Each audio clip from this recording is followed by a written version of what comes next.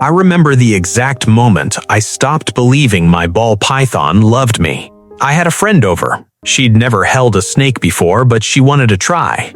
I passed him over.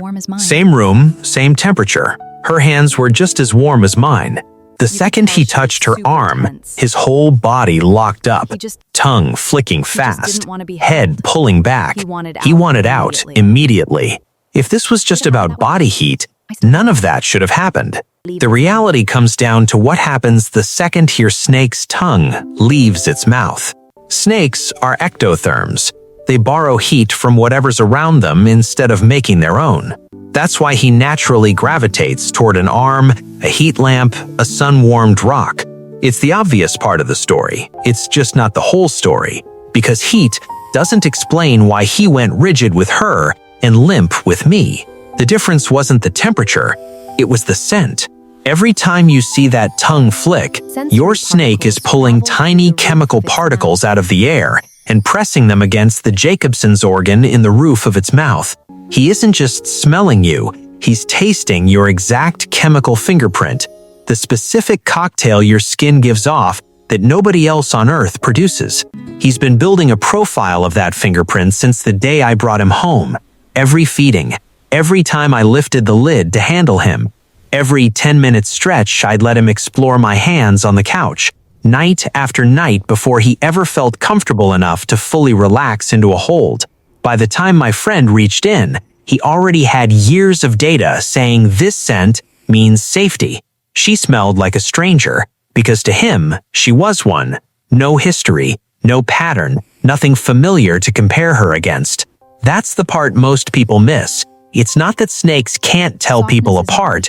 They're running a constant background check on everyone who touches them, and most owners never realize the check is happening. Scent explains why he locked up with her and relaxed with me. It doesn't explain why he physically squeezes my arm. In the wild, snakes spend most of their lives jammed into tight spaces, burrows, rock crevices, the gap under a fallen log. That full body pressure isn't uncomfortable for them. It's the opposite. It signals nothing can get to me in here. It's a real behavior with a real name. Thigmotaxis, and it has nothing to do with affection. When he wraps around my arm and squeezes gently, he's rebuilding a burrow out of the nearest available object, which happens to be me. You can actually feel the difference between a calm wrap and a stressed one. Calm is loose, slow muscle grip, the kind of grip you barely notice. Stressed is tight, urgent, constant tongue flicking, the whole body angled toward the nearest exit. I learned to read that difference the hard way. Early on, I kept him out too long during a handling session because I wanted more time with him, not because he wanted more time with me. He started rubbing his nose against my sleeve, trying to find a gap to escape through. I ignored it for another minute. That's when he struck. Not hard, more of a warning bite than anything else. But it was a very clear, very physical reminder that he was done being held and that I needed to start listening to his body instead of my own schedule. That mistake taught me more about reading him than any care sheet ever did. It also taught me something else. The trust I thought I had wasn't permanent. It wasn't a switch that flipped once and stayed on. It was something I had to keep earning, session after session, by actually paying attention to what his body was telling me instead of assuming I already knew. Even with the heat, the scent, and the burrowing instinct accounted for, does any of this actually mean something? Or is it just biology running on autopilot, with me projecting a relationship onto an animal that doesn't have the wiring for one? If you think I'm just sentimentalizing a reptile, I'm not. Researchers studying reptile behavior have found something real here. Snakes that are regularly handled by the same person start showing measurably different responses to that person compared to a stranger.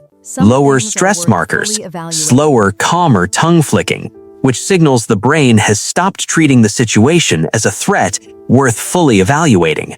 Faster settling once they're picked up. Body loosening within seconds instead of minutes. These aren't one-off observations from a single snake owner online. They're consistent, repeatable patterns that keep showing up, specifically with familiar handlers, and not with strangers. The exact pattern I watched play out live in my own living room the day my friend held him. His nervous system physically calms around me in a way it doesn't around anyone else. That's not a feeling I'm projecting onto him. That's measurable. People want to call that love. It isn't. Snakes don't have the brain wiring for the kind of bond a dog or a person forms. They didn't evolve in groups. They don't need each other, let alone us. But think about what his default setting actually is. Caution, distance. Treat every unfamiliar thing as a possible threat, because in the wild, the snakes that didn't do that didn't survive long enough to pass that instinct on. My snake overrode that program, not for warmth, because any heat source could have given him that. For me specifically, my scent, my movements, the version of safe he built around one particular person, over months of nothing dramatic, just the same routine, over and over, feeding day after feeding day, handling session after handling session, until his body stopped treating me as something to evaluate and started treating me as something already known. That's not nothing. A reptile with zero social instinct still found a way to sort the world into known and unknown and put me on the right side of that line through nothing more dramatic than repetition. So if you want your own snake to get there, here's what actually moves the needle. It isn't more handling, it's more consistent handling on the snake's terms instead of yours. Same time of day where possible, same calm, slow approach every single time, no sudden hand movements from above, since that's the shape of a predator in the wild. Let it come to you instead of grabbing at it.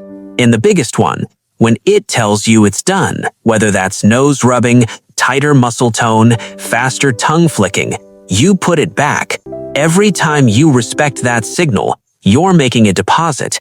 Every time you override it because you want 5 more minutes, you're making a withdrawal.